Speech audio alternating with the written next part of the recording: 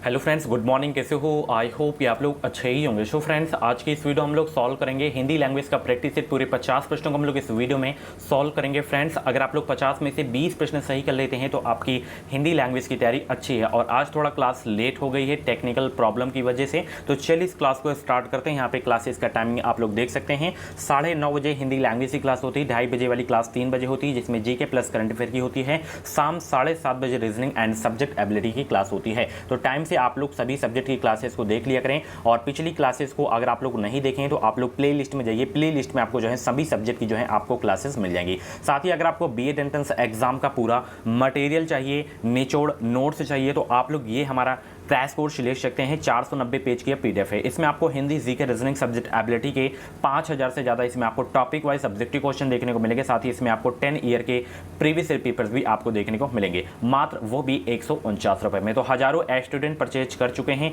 इन बचे हुए दिनों में आप लोग हमारे क्रैश कोर्स से तैयारी कर सकते हैं। क्रैश कोर्स को अच्छे से अगर आप लोग पढ़ लेते हैं तो आपका अच्छे नंबर से एग्जाम निकल जाएगा, ये हमारी गारंटी है। तो वीडियो को डिस्क्रिप्शन बॉक्स में लिंक दे दी हूँ, आप लोग उस लिंक से आप लोग परचेज कर सकते हैं। नाम, मोबाइल नंबर, ईमेल आईडी आपसे पूछा जाएगा, छोटा सा अमाउंट पे करना है, उसके बाद डाउनलोड का ऑप्शन आएगा, आप लोग डाउनलोड कर लीजिएगा। ठीक है, चलिए आज की क्लास का सबसे पहला क्वेश्चन आपकी स्क्रीन पे आ गया है कि एक भारतीय आत्मा के नाम से लोकप्रिय है कौन।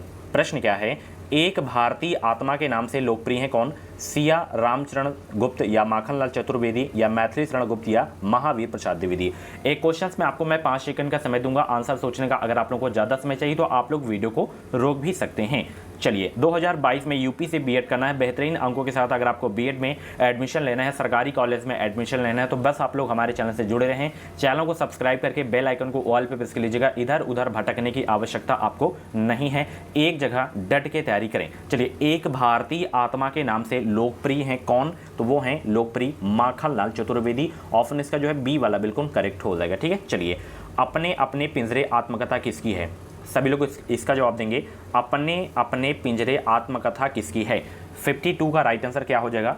अपने अपने पिंजरे आत्मकथा किसकी है। इसकी पीडीएफ अगर आपको चाहिए तो आप लोग हमारे टेलीग्राम चैनल से ज्वाइन हो सकते हैं। टेलीग्राम चैनल का नाम है एजुकेशन विद साहिल। वीडियो को डिस्क्रिप्शन बॉक्स में आपको टेलीग्राम चैनल की लिंक जो है आपको मिल जाएगी। तो अपने अपने पिंजरे आत्मकथा किसकी है? ये है मोहनदास नेमिस-राय। ऑप्शन इसका जो है बी वाला बिल्कुल करेक्ट हो जाएगा। ठीक है, बहुत ही जबरदस्त प्रश्न है। आज की क्लास भी बहुत ही जबरदस्त है। पूरी क्लास को आप लोग जरूर देखा करें, ठीक है, और एक भी क्लास आपसे मिस नहीं होनी चाहिए। डेली क्लासेस आपको देखनी है। चलिए, इदनमम जो है रचना जो है किसकी है?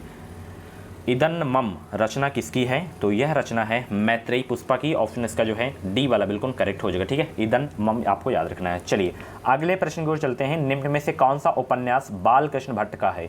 सभी लोग इसका जवाब देंगे। निम्न में से कौन सा उपन्यास बाल कृष्ण भट्ट का है? 54 का राइट आंसर क्या हो जाएगा? और सभी लोग वीडियो को लाइक कर देंगे। और बहुत ही जल्द मैराथन क्लासेस आने वाली है हिंदी एंड जीके जीएस की। निम्न में से कौन सा उपन्यास बाल कृष्ण भट्ट का है? मैराथन जो क्लास आएगी जबरदस्त क्लास होगी। ये नहीं कि मैं प्रैक्टिस सेट से 200 क्वेश्चंस उठाया उसी को एक लगातार अपलोड कर दिया, ये से नहीं करना है। हर टॉपिक से मुझे चुन चुन के क्वेश्चंस लगाने हैं उस मैराथन क्लास में जो एग्जाम में पूछे जाते हैं। ठीक है, तो निम्न में से जो कौन सा उपन्यास जो है बाल कृष्ण भट्ट का है? तो इसमें यहाँ पे 100 आजान और एक सुजान, ये जो आपका उपन्यास है ये बाल कृष्ण भट्ट का है। ऑप्शन इसका जो है ए वाला बिल्कुल करेक्ट हो जाएगा। अगर आपके मन में बीएड से संबंधित कुछ भी डाउट्स हैं तो आप लोग कमेंट बॉक्स में अपना डाउट क्लियर कर सकते हैं। चलिए, निम्न में से सकर्मक क्रिया कौन सी है? जवाब देंगे सभी लोग। सकर्मक क्रिया कौन सी है? 55 का राइट आंसर क्या हो जाएगा? आंसर सोचने का ज़्यादा समय चाहिए तो आप लोग वीडियो को रोक भी सकते हैं। निम्न में से कौन सी सकर्मक क्रिया है? तो इसमें पीना जो है आपकी सकर्मक क्रिया है। ऑप्शन इसका डी वाला बिल्कुल करेक्ट हो जाएगा। चलिए, महाप्राण, अल्प प्राण, महाप्राण हो गया। ये सारे के सारे मैं टॉपिक वैसी क्लास में पढ़ा चुका हूँ। प्रश्न पिछली क्लासेस को आप लोग ज़रूर देखिए। अगर आप लोग क्लासेस को नहीं देखे हैं तो उन क्लासेस से आपको बहुत ही हेल्प मिलेगी। महाप्राण वर्ग कौन सा है? सभी लोग जवाब देंगे। तो यहाँ पे था जो है आपका महाप्राण वर्ण है। ऑप्शन इसका जो है सी वाला बिल्कुल करेक्ट हो जाएगा। ठीक है, चलिए, हिंदी शब्दकोश के अनुसार संतान, सकल, सचल, सक्षम शब्दों का सही क्रम है। सही क्रम क्या हो जाएगा? सभी लोग जवाब देंगे। 57 का राइट आंसर क्या हो जाएगा? हिंदी शब्दकोश के अनुसार संतान, सकल, सचल, सक्षम शब्दों का सही क्रम क्या है? तो ये वाला है संतान, सकल, सक्षम और सचल। ऑप्शन इसका जो है डी वाला बिल्कुल करेक्ट हो जाएगा। ठीक है, चलिए, पापी में कौन सा विशेषण है? जवाब देंगे सभी लोग। पापी में कौन सा विशेषण है? सभी लोग जवाब देंगे पापी में कौन सा विशेषण है। 58 का राइट आंसर क्या हो जाएगा, पापी में कौन सा विशेषण है, पापी में कौन सा विशेषण है, तो पापी में गुणवाचक विशेषण, ऑप्शन इसका जो है सी वाला बिल्कुल करेक्ट हो जाएगा। ठीक है, अच्छा प्रश्न है आपके एग्जाम के लिए। चलिए, पुनर्जन्म का संधि विच्छेद है क्या, पुनर्जन्म का संधि विच्छेद है क्या, सभी लोग जवाब देंगे पुनर्जन्म का संधि विच्छेद क्या है। संधि समास की क्लास को नहीं देखें तो आप लोग प्ले लिस्ट में जाइए, जितनी भी क्लासेस हुई हैं उन क्लासेस को देखकर आप लोग नोट्स बनाएं, प्रॉपर आप लोग रिवीजन करते रहें डेली। ठीक है, 6 जुलाई को आपका एग्जाम 100% होगा। कुछ भी डाउट्स है तो आप लोग कमेंट बॉक्स में डाउट क्लियर करें। इंस्टाग्राम पे भी आप लोग डीएम कर सकते हैं, इंस्टाग्राम आईडी की लिंक वीडियो को डिस्क्रिप्शन बॉक्स में आपको मिल जाएगी। पुनर्जन्म का संधि विच्छेद क्या है, तो पुनर्जन्म का संधि विच्छेद है पुनः धन जन्म, ऑप्शन इसका जो है सी वाला बिल्कुल करेक्ट हो जाएगा। ठीक है, कौन सी संधि है, विसर्ग संधि है। ठीक है, चलिए, इत्यादि, इत्यादि शब्द में कौन सी संधि है, दोनों प्रश्न में संधि की क्लास में करवाया हूं, दोनों प्रश्न, ये 3 प्रश्न आपको संधि से मिल गए हैं और ये भी क्वेश्चंस में करवाया हूं।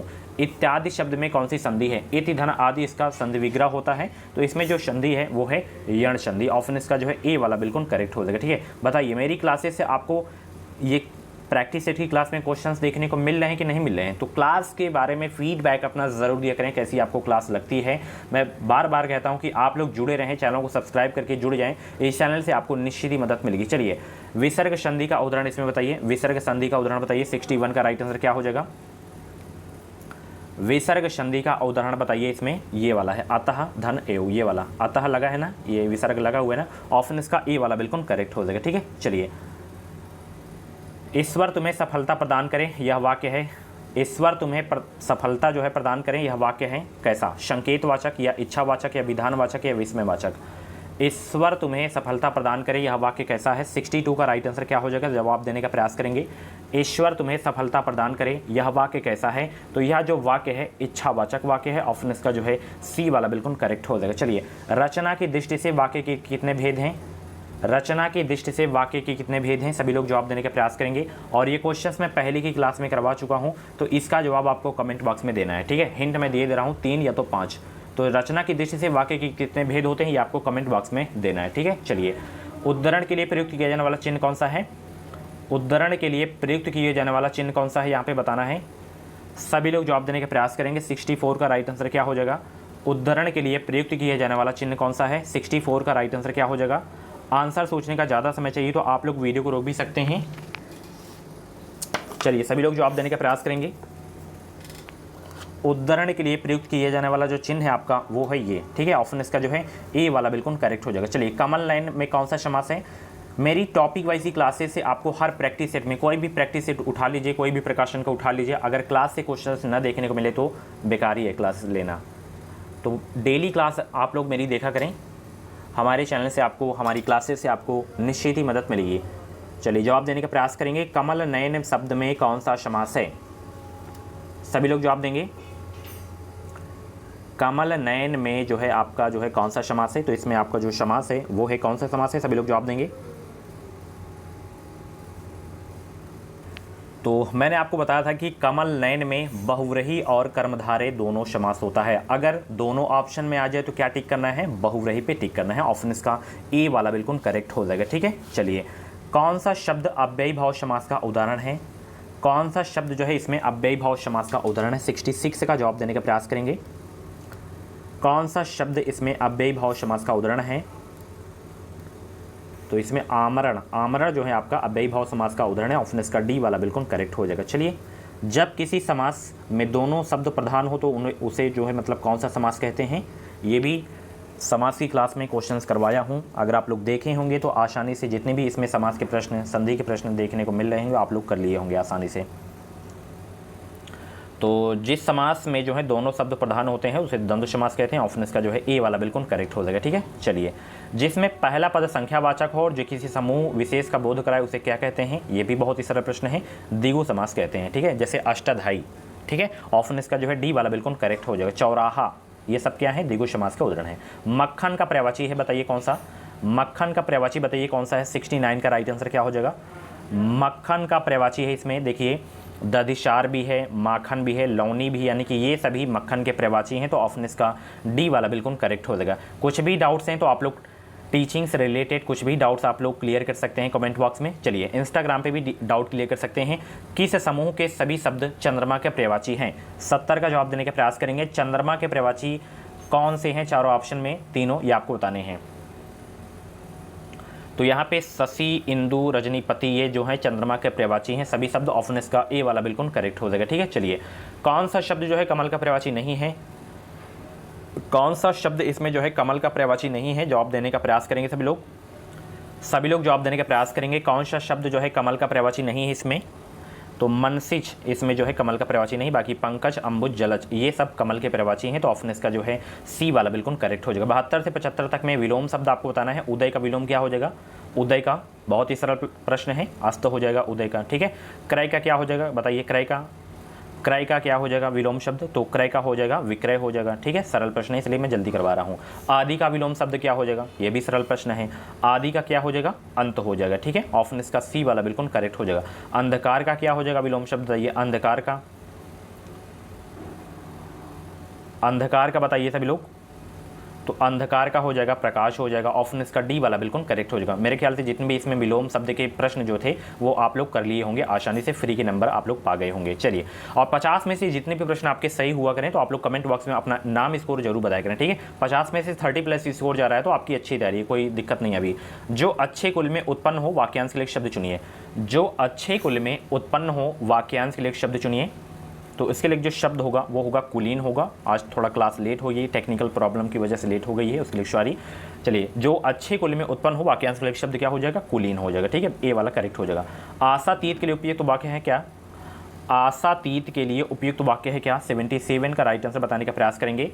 आशातीत के लिए उपयुक्त वाक्य है क्या?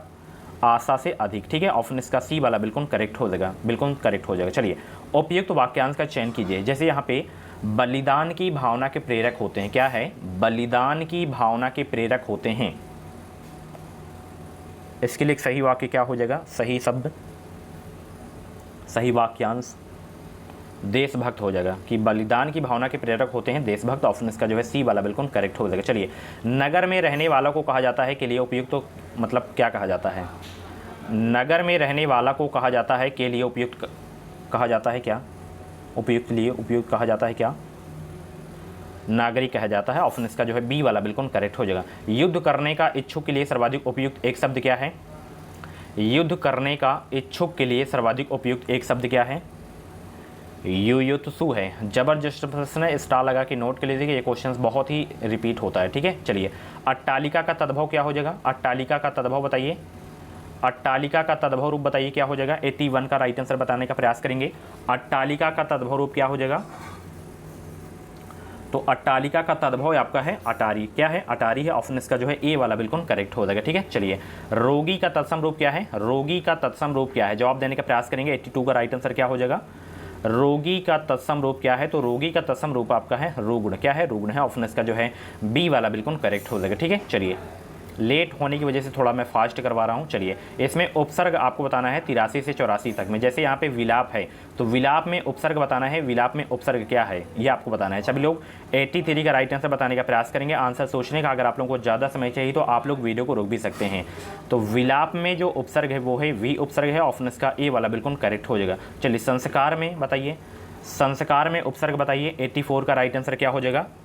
संस्कार में जो उपसर्ग है वो है सम उपसर्ग। ऑप्शन इसका जो है सी वाला बिल्कुल करेक्ट हो जाएगा। ये संस्कार का बहुत पूछा जाता है उपसर्ग। ठीक है, चलिए, उपसर्ग प्रत्यय हो गया, तत्सम तद्भव हो गया, इन सभी टॉपिक्स की जो है क्लासेस हो गई हैं। तो आप लोग प्ले लिस्ट को एक बार ज़रूर से ज़रूर विजिट करें। चलिए, 85 से 86 तक में समानार्थक शब्द आपको बताना है जो गलत है। ठीक है, जैसे पय का समानार्थक शब्द कौन सा नहीं है ये आपको बताना है। चलिए, पय का समानार्थक शब्द कौन सा नहीं है ये आपको बताना है। 85 का राइट आंसर क्या हो जाएगा? देखिए, पय का समानार्थक शब्द दूध है, पानी है, अमृत है। पन्ना जो है पय का समानार्थक शब्द नहीं है। तो ऑप्शन इसका डी वाला बिल्कुल करेक्ट हो जाएगा। जड़ का उसी तरह बताना है। जड़ का नहीं है कौन सा समानार्थक शब्द? तो इसमें देखिए, मूल, मूर्ख, मूक ये जड़ के जो है मतलब समानार्थक शब्द हैं। छल जो है जड़ का समानार्थक शब्द नहीं है। तो ऑप्शन इसका सी वाला बिल्कुल करेक्ट हो जाएगा। कौन सा अर्थ सही नहीं है बताइए? कौन सा अर्थ सही नहीं है? 87 का राइट आंसर क्या हो जाएगा? कौन सा अर्थ सही नहीं है? छठी का दूध याद आना, यानी कि बचपन का लाड प्यार याद आ जाना, ये तो मतलब सही है बिल्कुल। आस्तीन का शाप होना, समीप का विश्वासघाती होना, ये भी बिल्कुल सही है। त्रिशंकु होना, कोई काम करते हुए बीच में ही अटक जाना, ये मतलब नहीं सही है। खून सफ़ेद हो जाना, दया ममता न रह जाना, ये मतलब बिल्कुल सही है। सी वाला जो आपका मतलब इसका जो त्रिशंकु होना का अर्थ नहीं होता है कि कोई काम करते हुए बीच में अटक जाना, तो ऑप्शन इसका सी वाला बिल्कुल करेक्ट हो जाएगा। ठीक है, चलिए कौन सा अर्थ सही है इसमें बताइए, कौन सा अर्थ सही है। 88 का राइट आंसर बताने का प्रयास करेंगे। छाती पर सांप लूटना मतलब ईर्षा करना, तो यही आपका बिल्कुल सही वाक्य है, आगे आपको पढ़ने की आवश्यकता ही नहीं है, तो ऑप्शन इसका ए वाला बिल्कुल करेक्ट हो जाएगा। ठीक है, चलिए 89 से 90 तक में काले छपे हुए शब्द का जो है शुद्ध रूप पता करना है। जैसे यहाँ पे परिश्रमिक, परिश्रमिक में आपको बताना है कौन सा शुद्ध रूप है। परिश्रमिक में शुद्ध रूप बताना है, चारों में से ये सही है, ये सही है, ये सही है, ये सही है, ये आपका शुद्ध है परिश्रमिक, ये भी अशुद्ध है, ये भी सही है मतलब अशुद्ध है, ये परिश्रमिक आपका बिल्कुल शुद्ध रूप है। ऑप्शन इसका डी वाला बिल्कुल करेक्ट हो जाएगा। ठीक है, चलिए सन्यासी व्यक्ति साधारण जीवन जीते हैं, सन्यासी किस तरह लिखा जाता है ये आपको बताना है। सन्यासी किस तरह लिखा जाता है ये आपको बताना है। सन्यासी व्यक्ति साधारण जीवन जीते हैं, इसमें सन्यासी जो है इस तरह लिखा जाता है, तो ऑप्शन इसका जो है सी वाला बिल्कुल करेक्ट हो जाएगा। ठीक है, चलिए दिए गए प्रश्न के 4 विकल्पों में से सही वाक्य का चयन करना है। चारों वाक्यों को पढ़िए, फिर आप लोग बताइए कौन सा इसमें वाक्य मतलब शुद्ध है। नियमों का उल्लंघन न करें, उल्लंघन नियमों का न करें, नियमों का उल्लंघन न करें, नियमों का उल्लंघन न करें, तो यहाँ पे जो डी वाला विकल्प है यही आपका सही वाक्य है कि नियमों का उल्लंघन ना करें। ऑप्शन इसका डी वाला बिल्कुल करेक्ट हो जाएगा। ठीक है, चलिए श्रृंगार को रस राज की संज्ञा किसने दी, और रस शब्द अलंकार की जो है क्लासेस बची हुई हैं। इन तीनों टॉपिक्स को मैं बहुत ही जल्द कवर करा रहा हूँ, हो सके तो आज शाम को मैं कवर करा दूंगा। श्रृंगार को रसराज की संज्ञा किसने दी है, भोजराज ने दी है। ठीक है, ऑप्शन इसका जो है ए वाला बिल्कुल करेक्ट हो जाएगा। चलिए सुनि केवट के बैन प्रेम लपेटे अटपटे बिहंसे करुणा एन चिरो जानकी लखन तन, उपयुक्त पद में छंद कौन सा है। छंद बताइए कौन सा इसमें, इस पद में जो है छंद कौन सा है। 93 का राइट आंसर बताने का प्रयास करेंगे। तो इसमें देखिए आपका जो छंद है वो है सोरठा छंद, ऑप्शन इसका बी वाला बिल्कुल करेक्ट हो जाएगा। कई कई कारण रोवे बाला, जन टूटे मोतीन के माला में अलंकार है कौन सा। इसमें अलंकार बताइए कौन सा है, तो इसमें उत्प्रेक्षा अलंकार है, ऑप्शन इसका ए वाला बिल्कुल करेक्ट हो जाएगा। चलिए 95 से 97 तक में गद्यांश को पढ़कर प्रश्नों के उचित जो है मतलब उत्तर बताने हैं आपको। देखिए अगर गद्यांश के तो मतलब 100% आपके क्वेश्चंस आएंगे एग्जाम में। ठीक है, या तो 3 पूछेगा या तो 5 पूछेगा, तो सबसे पहले आपको प्रश्न को पढ़ना है, फिर आपको गद्यांश को पढ़ना है। जैसे यहाँ पे पूछ रहा है महत्वपूर्ण शब्द है, तो इसकी मैं PDF आपको सेंड कर दूंगा, आप लोग अच्छे से प्रैक्टिस करिएगा, खूब PDF से अच्छे से प्रैक्टिस करिएगा पढ़ के। इसमें देखिए महत्वपूर्ण शब्द इसमें जो आपका है वो आपका है, इसमें मैं आपको बता देता हूँ, ये है यौगिक। ठीक है, सबसे महत्वपूर्ण शब्द है यौगिक। ठीक है, चलिए इसमें कौन सा शब्द इसमें जो है आपका स्त्रीलिंग है, बताइए स्त्रीलिंग शब्द कौन सा है। तो यहाँ पे बातचीत तो आपका स्त्रीलिंग शब्द है, ऑप्शन इसका डी वाला बिल्कुल करेक्ट हो जाएगा। इस सवाल का जवाब तो कोई भी शिक्षक दे सकता है, वाक्य में आए भी तो शब्द हैं। देखिए जैसे 5 क्वेश्चंस पूछता है तो 3 क्वेश्चंस आपके कम से कम गद्यांश से पूछे जाएंगे, 2 क्वेश्चंस या तो पर्यायवाची पूछ लिया जाएगा या तो शुद्ध अशुद्ध पूछ लिया जाएगा। ठीक है, जैसे अभी पूछ लिया गया इसमें स्त्रीलिंग पुरुष पूछ लिया गया। ठीक है, तो इसमें बताइए इस सवाल का जवाब तो कोई भी शिक्षक दे सकता है, वाक्य में आए भी तो शब्द है क्या, तो इसमें जो शब्द है वो है निवात है। ठीक है, ऑप्शन इसका जो है ए वाला बिल्कुल करेक्ट हो जाएगा। चलिए स्वनिर्देश के लिए किन शब्दों का प्रयोग किया जाता है, सभी लोग जवाब देने का प्रयास करेंगे। स्वनिर्देश के लिए किन शब्दों का प्रयोग किया जाता है, तो मैं आपको बता दूं प्रार्थी, भवदी, आपका विश्वास पात्र, इन सभी शब्दों का जो है प्रयोग किया जाता है स्वनिर्देश के लिए, तो ऑप्शन इसका डी वाला बिल्कुल करेक्ट हो जाएगा। ठीक है, चलिए यहाँ पे देख सकते हैं अगला प्रश्न है यहाँ पे कि काव्य मंजूषा किसकी रचना है। काव्य मंजूषा किसकी रचना है, 99 का राइट आंसर क्या हो जाएगा, काव्य मंजूषा किसकी रचना है, तो ये जो है महावीर प्रसाद द्विवेदी की रचना है काव्य मंजूषा, ऑप्शन इसका जो है सी वाला बिल्कुल करेक्ट हो जाएगा। लास्ट क्वेश्चन इस क्लास का यहाँ पे देख सकते हैं कि भक्ति काल साहित्य की विशेषता है क्या। भक्ति काल साहित्य की विशेषता है क्या, अलौकिक साहित्य या गुरु का महत्व या आडंबर का विरोध या उपयुक्त तो सभी। तो मैं आपको बता दूं उपयुक्त सभी वाले जो ऑप्शन होते हैं 99% वो सही होते हैं। अगर जैसे यहाँ पे ए बी सी दिया है तो इसमें से अगर आपको क्लियर नहीं तो आप लोग उपयुक्त सभी को लगा सकते हैं, ठीक है। भक्ति काल का साहित्य की विशेषता आपका अलौकिक साहित्य भी है, गुरु का महत्व भी है, आडंबर का विरोध भी है, उपयुक्त सभी है, ठीक है। सो फ्रेंड्स, ये थी हिंदी की आज की क्लास। कैसी लगी क्लास कमेंट बॉक्स में जरूर बताइएगा। और 50 प्रश्न में से आपके जितने भी प्रश्न सही हुए हो तो आप लोग अपना नाम स्कोर कमेंट बॉक्स में जरूर बताइएगा। और ऐसी क्लासेस देखने के लिए आप लोग हमारे चैनल से जुड़े रहें, चैनल को सब्सक्राइब करके बेल आइकन को ऑल पे प्रेस कर लीजिएगा। इस चैनल से आपको निश्चित ही मदद मिलेगी। वीडियो को लाइक करिएगा, शेयर करिएगा। Thank you so much.